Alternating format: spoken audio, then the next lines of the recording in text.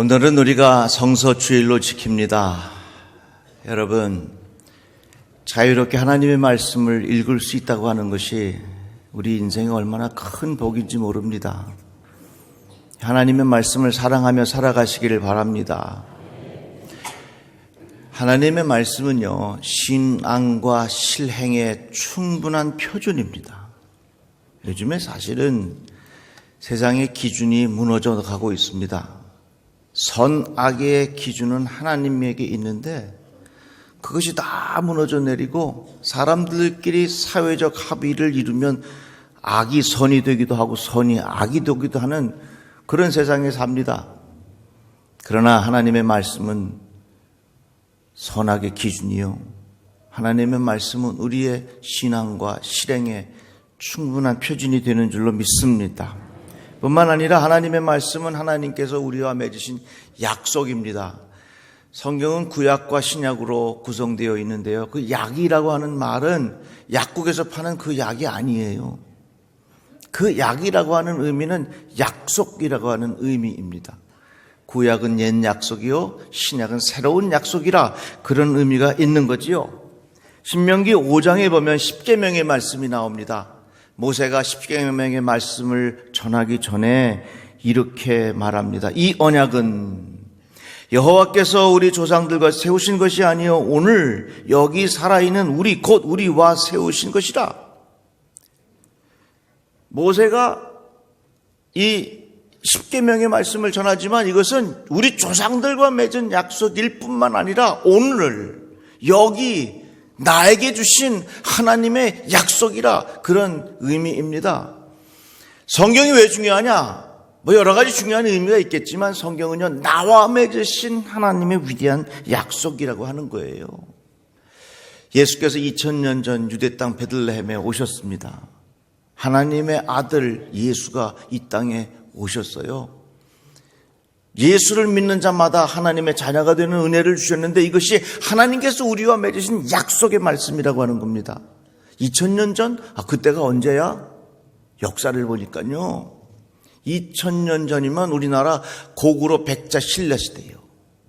한참 옛날 같지만 그러나 그때의 약속, 그때의 예수께서 하신 말씀들이 곧 우리와 맺으신 하나님의 위대한 언약이라고 하는 것입니다. 그래서 마틴 루터는 성경을 이렇게 표현했습니다. 성경은 하나님께서 우리와 맺으신 약속을 사람들에게 전달해주는 방편이다.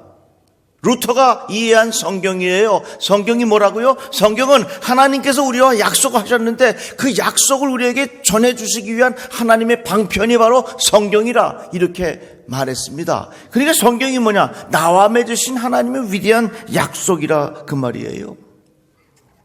그러니까 이 성경이 다른 사람하고 맺은 것이라면 별 의미가 없겠지만 이 성경이 오늘 나에게 여기서 지금 맺으신 약속이라고 하니까 이 성경이 의미가 있는 거예요.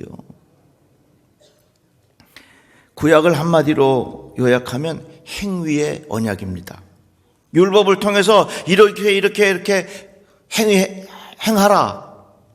이것이 하나님께서 맺으신 구약의 약속의 내용이라면 신약의 내용은 뭐냐면 은혜의 언약입니다. 예수 그리스도의 십자가의 보혈의 피로 말미암아 우리가 살게 되었다라고 하는 은혜의 언약입니다. 율법이 행위라면 복음은 은혜입니다. 구약이 율법을 통한 행위의 언약을 가르쳐 주는 것이라면 신약은 복음을 통한 은혜의 언약을 우리에게 가르쳐 주는 거예요. 도저히 행위를 통해서는 우리가 구원을 받을 수 없다.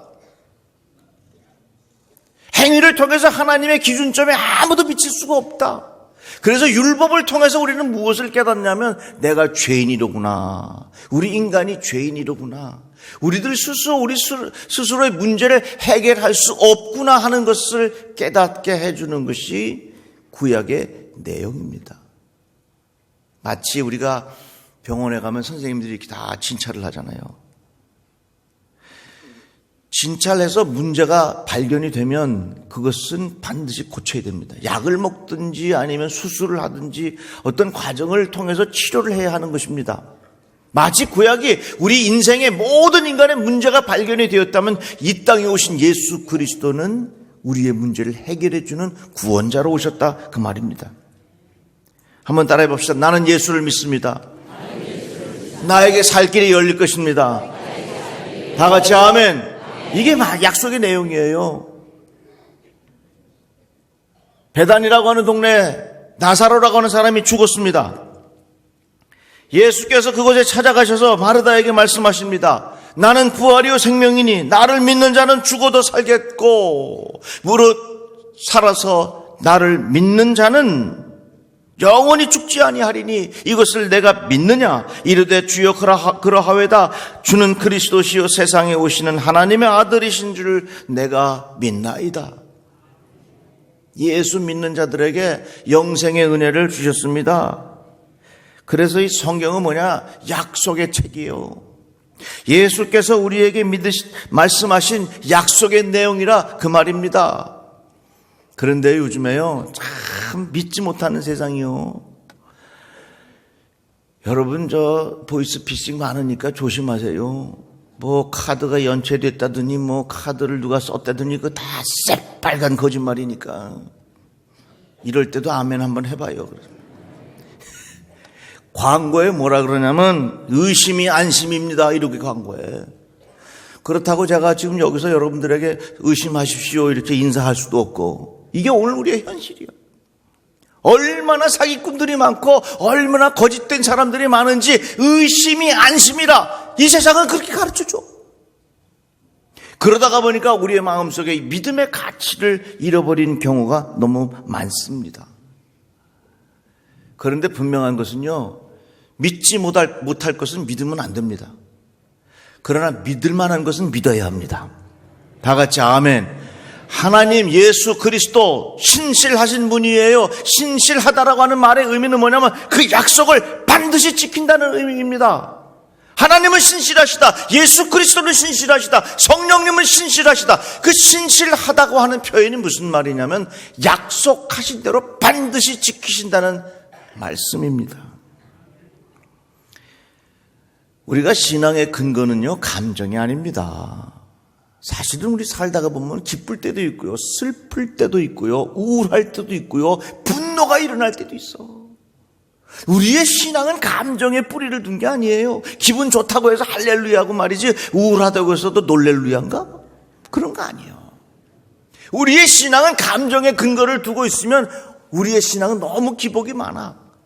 그리고 우리의 신앙이 내가 머리로 이해하는 것에 근거를 두는 거 아닙니다. 내가 이해할 만한 것만 받아들이고 이해하지 못하는 건 받지 않고, 그게 아니요. 우리의 신앙의 근거는 감정도 아니고 이성도 아니고 우리의 신앙의 근거는 어디 있는 줄 아세요? 하나님 말씀하셨습니다. 하나님 약속하셨습니다. 그 약속의 말씀은 반드시 이루어집니다 라고 하는 신앙의 고백이라 하는 것입니다. 요즘 밤에 이 하늘을 쳐다보면요, 별이 안 보여. 별이 안 보이는 거지 별이 없는 게 아닙니다. 그러나 가끔 어떨 때는 또 별이 보일 때도 있어. 별이 안 보이는 것이지 별이 없는 게 아니요. 우리는 때로는 감정과 나의 이해와 나의 생각과 이런 것을 통해서 하나님이 없다고 말해. 그건 하나님이 없는 것이 아니라 우리의 심령 속에 하나님이 보이질 않는 거거든요. 우리의 신앙의 근거는 감정에 있는 것도 아니고 이해의 폭에 있는 것도 아니란 말이에요. 우리의 신앙의 근거는 어디 있다고요? 하나님 말씀하셨습니다. 그 하나님의 말씀은 반드시 이루어집니다 라고 하는 신앙의 고백에 뿌리를 둔다 그 말입니다. 우리가 소망을 갖고 살아가는 것도 그래요. 우리의 소망의 근거는 어디 있느냐? 다른 데 있지 않습니다. 반드시 하나님의 약속은 이루어집니다. 예수께서 십자가에 못 박혀 죽었지만 사흘 만에 다시 사셨습니다. 부활의 능력이 있습니다. 예수를 믿는 자들에게는 다시금 살게 하십니다. 예수를 믿는 자들에게는 하나님의 자녀가 되는 권세를 주셨습니다. 이런 신앙의 고백 그대로 될 것을 믿습니다. 이 믿음 때문에 우리 마음속에 소망이 생기는 거예요. 오늘 본문의 내용은 이겁니다. 바울이 배를 타고 로마를 향하여 가고 있었습니다. 그 배에 몇 명이 탔냐면 276명이 탔어요. 꽤나 큰 배 같아 보이죠? 한참 배를 타고 가는데 광풍을 만났습니다. 광풍이 무슨 바람이냐면 미친 바람이요. 여러분 미친 바람 보셨습니까? 광풍이 불어가지고서 그 배에 탄 사람들이 다 죽게 된 거예요. 침몰할 것 같아서 우리가 풍랑으로 심히에 쓰다가 이튿날 사공들이 짐을 바다에 풀어버리고 사흘째 되는 날에 배의 기구를 그들의 손으로 내어버리니라. 얼마나 광풍이 바람이 세게 불었는지 그 배에 있는 여러 가지 물품들을 배 바깥으로 버렸다. 어떤 광풍을 만나는지 대충 짐작이 가시지요. 여러 날 동안 해도 별도 보이지 아니하고 큰 풍랑이 그대로 있음에 구원의 여망마저 없어졌더라. 큰 광풍을 만나서 해도 볼 수 없어, 별도 볼 수 없어, 다 죽었다 생각하는 그런 기가 막힌 상황을 맞이하게 된 것입니다. 그렇게 불안한 가운데 하나님께서 바울에게 말씀하시는 거예요. 바울아, 두려워하지 말라. 내가 가이사 앞에 서야 하겠고 또 하나님께서 너와 함께 항해하는 자를 다 내게 주셨다 하였으니 그러므로 여러분이여 안심하라. 나는 내게 말씀하신 그대로 되리라고 하나님을 믿노라. 광풍을 만나서 다 죽게 되었지만 하나님께서 이 바울에게 주신 말씀을 바울이 받아들였다 그 말입니다. 말씀을 그대로 믿노라. 한번 따라해 볼까요? 말씀을 그대로 믿노라. 다시 한번 말씀을 그대로 믿노라. 다 죽을 수밖에 없는 그런 위기였지만 하나님께서 바울에게 주신 그 말씀을 그대로 믿노라 하는 그 신앙의 고백이 그 풍랑 속에서 소망의 뿌리가 되었다 그 말입니다. 열나흘째 되는 날 밤에 우리가 아드리아 바다에서 이리저리 쫓겨가다가 날이 새어가매 바울이 여러 사람에게 음식 먹기를 권하여 이르되 너희가 기다리며 먹지 못하고 줄인 지가 오늘까지 열나흘째다. 우리는요 하루만 굶어도 배가 고파. 그런데 여기 사람들이 열나흘이니까 근 2주 동안 먹지도 못했어요. 그냥 이렇게 안정된 곳에서 먹지 못해도 배가 고프고 참 힘이 든데 배가 풍랑을 만나가지고 2주 동안 못 먹었으니 그 배에 있는 사람들이 살았으나 죽은 사람들 같을 거라. 제대로 앉아있는 사람이 있었겠습니까? 아니면 서 있는 사람이 있었겠습니까? 다들 기진맥진해갖고 죽지 못해서 그냥 배가 이리 실리면 사람이 그냥 이리 가고 저리 가고 말이지. 다 토해내고 말이지.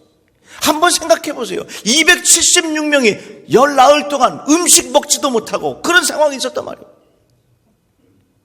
다 죽었다고 생각하는데 하나님께서 바울에게 하신 말씀, 너는 이대로 죽지 않는다. 너는 반드시 로마에 가서 가이사를 만나게 될 것이다. 여기 있는 사람들 죽지 않을 것이다. 하나님께서 바울에게 말씀하였고 바울은 그 약속의 말씀을 믿었어요. 받아들였단 말이지. 여러분, 우리는 살면서 이 모양 저 모양으로 광풍을 만날 때 있어요. 다 죽었다 생각할 때 있어요. 그래서 내게 있는 건강도 다 버리고 내게 있는 물질도 다 없어지고 내게 있는 명예도 없어지고 가족도 잃어버리고 아무것도 남은 것이 없어. 인생에 정말로 내게 아무것도 남은 것이 없지만 그러나 그런 상황 속에서 하나님의 약속의 말씀을 붙잡고 사는 자는 다시금 살아나게 될 줄로 믿습니다. 바울아, 두려워하지 말라. 내가 가이사 앞에 서야 하겠고 또 하나님께서 너와 함께 항해하는 자를 다 내게 주셨도다. 그러므로 여러분이여 안심하라. 나는 내게 말씀하신 그대로 되리라고 하나님을 믿노라. 한번 따라해 봅시다. 말씀을 그대로 믿노라. 다시 한번 말씀을 그대로 믿노라. 오늘 성경을 한번 다 같이 마음에 품어보세요. 자, 다 같이 한번 따라해 봅시다. 말씀을 그대로 믿노라. 다시 한번 말씀을 그대로 믿노라. 말씀 그대로 믿는 것이 우리 소망의 근거가 되는 거예요. 이 말씀을 붙잡고 살아가는 지혜가 여러분들에게 있기를 주님의 이름으로 축복합니다. 바울아, 두려워하지 말라. 내가 가이사 앞에 서야 하겠고 또 하나님께서 너와 함께 항해하는 자를 다 내게 주셨다 하였으니 볼지어다 내가 세상 끝날까지 너희와 항상 함께 있으리라 말씀하였어요. 이 세상은 끊임없이 의심하라고 말합니다. 의심이 안심이라 그렇게 가르쳐줘. 그만큼 이 세상에는 믿을 게 없어. 그러나 우리들은 신실하신 하나님은 말씀으로 약속하셨고 그 약속의 말씀을 반드시 이루시는 신실하신 하나님. 말씀을 그대로 믿노라. 이러한 신앙이 우리의 삶을 살게 하여 주실 줄로 믿습니다. 그래서요, 우리가 절망적인 상황을 당할 때에 감정으로 이겨내는 거 어렵습니다. 우리의 감정의 폭은 너무 커서 우리가 너무 쉽게 넘어집니다. 우리가 어려운 상황을 당할 때에 이성적이고 합리적인 판단, 이것이 대단한 것 같지만 이것도 한계가 있습니다. 친구들이 와서 해주는 이야기들, 친구들이 와서 도와주는 격려의 말들, 잠시 동안에는 힘이 될 것 같지만 시간이 지나면서 그것이 나에게 큰 상처가 됩니다. 어려움을 당할 때 주변의 사람들이 해주는 말로 내가 이겨나가는 것은 한계가 있다 그 말이에요. 내 스스로 최면을 걸어 나는 잘 될 것이다, 잘 될 것이다, 이것도 또 하나 한계가 있어. 그러면 우리가 광풍을 만나는 고통을 당할 때에 어떻게 이길 수 있겠는가? 다른 거 없어요. 하나님의 말씀을 붙잡고 볼지어다 내가 세상 끝날까지 너희와 항상 함께 있으리라. 이 말씀을 붙잡고 살아가시기를 바랍니다. 말씀을 그대로 믿노라. 한번 따라해 봅시다. 말씀을 그대로 믿노라. 다시 한번 말씀을 그대로 믿노라. 이것이 우리의 신앙의 근거가 되는 것이고요, 이것이 소망의 근거가 된다 그 말이에요. 여호수아서에 보면 이런 이야기가 있어요. 이제 그 여리고성을 정복하기 전에 2명의 정탐꾼이 여리고에 들어갔습니다. 그런데 걸렸네. 그래서 주변 사람들이 잡으러 라합 집에 왔어요. 그런데 이 기생 라합이 그 2 사람을 몰래 숨겨줬다가 창문을 열어서 뒤로 도망가게 해줬어. 살았어. 이 정탐꾼이 그 라합과 약속을 합니다. 얼마 후에 우리가 이 여리고성을 쳐들어올 터인데 아마 많은 사람들이 죽을지도 몰라요. 그러니까 당신네 가족들이 다 이곳에 모여가지고 우리가 이 줄을 매달아 내려온 것처럼 붉은 줄을 바깥으로 보일 수 있도록 내거세요. 그러면 우리가 이 집은 절대로 해하지 않을 테니까 가족들이 다 모이세요. 약속했어. 사는 길과 죽는 길의 차이가 어디 있느냐? 그 약속을 믿고 모여 있으면 사는 거고요, 그 약속을 의심하고 그 약속을 믿지 않고 그 자리에 없으면 죽는 거예요. 하나님께서 우리에게 약속하셨어요. 사는 길과 죽는 길이 어디에 있느냐? 신실하신 하나님의 약속을 믿고 따라가는 사람은 살지만 그게 뭐 진짜 그렇게 되겠어? 진짜 죽은 후에 뭐 다른 세계가 있겠어? 정말 하나님이 살아 계시겠어? 라고 생각하면서 믿음을 갖지 아니하는 자의 결과가 어떻게 되겠느냐 그 말입니다. 풍랑을 당한 그 기가 막힌 상황 속에서 다 죽었다고 생각하지만 사도 바울은 하나님께서 하신 말씀을 그대로 믿노라, 약속의 말씀이 반드시 이루어질 것을 믿노라 라고 고백했던 이 사도 바울.